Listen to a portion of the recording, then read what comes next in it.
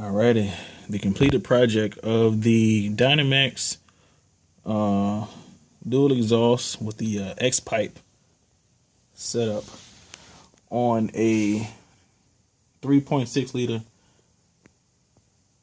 2011 Jeep Grand Cherokee.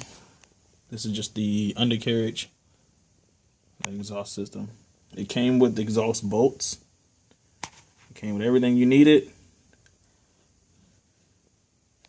This is just the end of it and set up.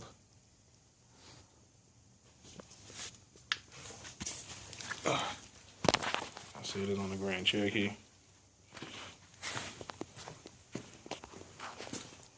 I did have to modify the bumper to cut an opening for that exhaust pipe, or the tip, but that's the factory opening. That's the one I cut with the Dremel. Again, this is the setup, the Dynomax system.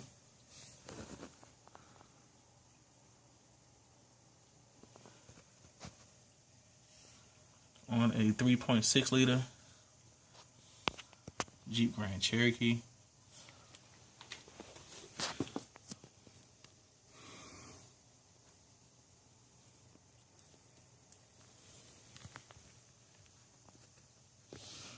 Not bad.